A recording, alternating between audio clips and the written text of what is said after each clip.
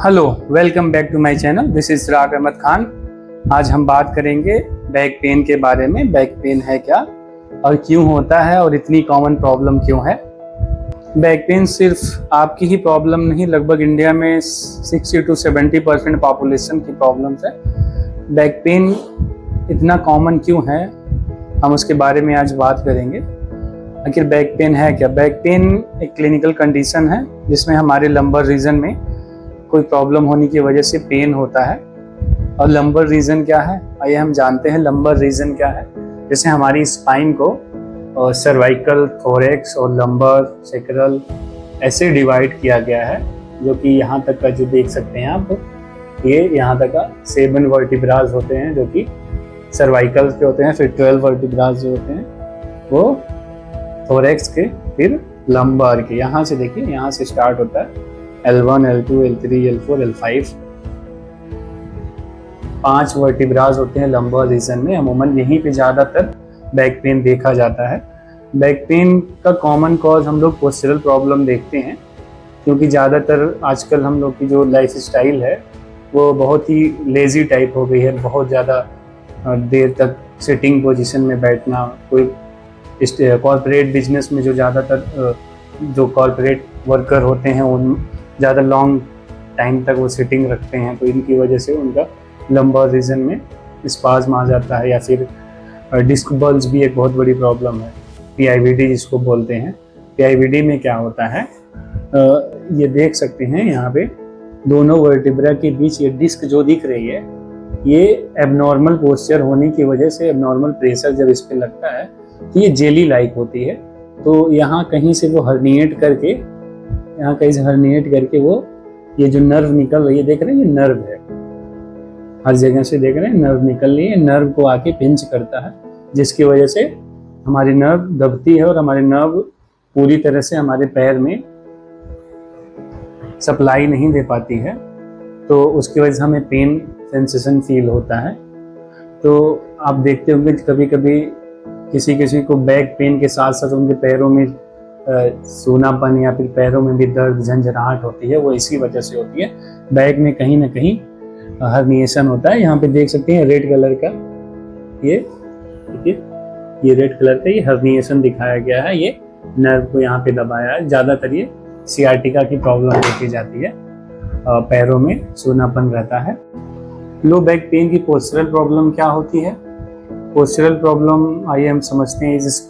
ये स्पाइन का जो मॉडल है, ये जो है हमारी बॉडी की चेचिस कहलाती है। जैसे 4 व्हीलर या फिर बाइक में जो चेचिस होती है, वो ये हमारी बॉडी की चेचिस होती है। अगर इसमें कहीं भी ये देखेंगे, इसका एक शेप है, इसमें एक कर्वेचर बना हुआ, यहाँ पे यहाँ पे यहाँ पे।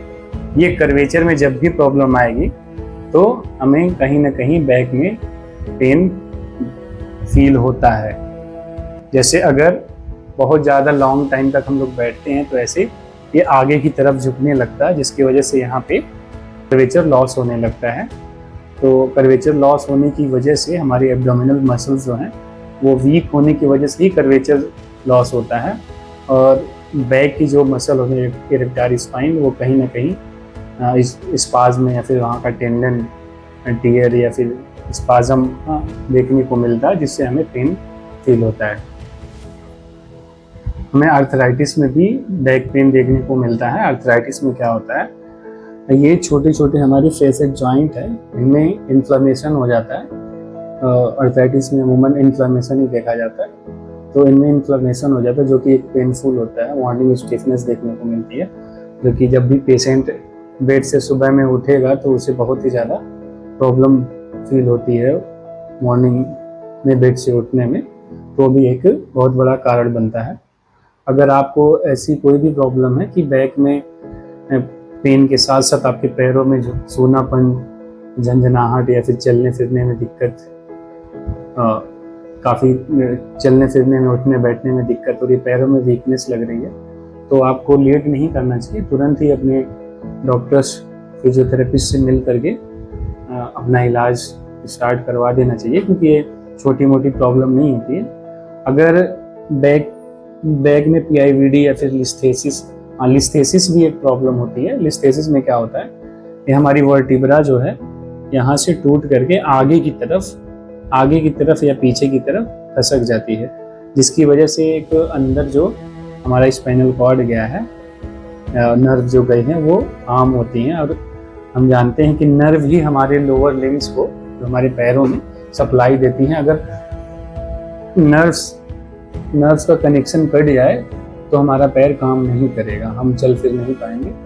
तो आपको चाहिए, अगर आपको बैक में प्रॉब्लम है, किसी भी तरह का पेन हो रहा है, तो आप तुरंत जा करके अपने डॉक्टर को दिखाएं, डायग्नोज करवाएं क्या प्रॉब्लम है, उसका परामर्श सही समय पर लें। ऐसा ना हो कि देरी हो जाए और आपको ऑपरेशन कराना पड़े। ऑपरेशन के बाद भी कभी कभी ऐसा होता है रिकवरी नहीं मिलती है, क्योंकि अगर नर्व कट जाएगी तो फिर कोई ऐसी ताकत नहीं है जो आपको चला सकती है, आपके पैरों में ताकत ला सकती है। तो आप लेट ना करें और अपना परामर्श जा करके तुरंत स्टार्ट करवा दें किसी अच्छे फिजियोथेरेपिस्ट या डॉक्टर जिनको आप बेटर समझते हो, जा करके वहाँ पे अपना इलाज स्टार्ट करवाएं।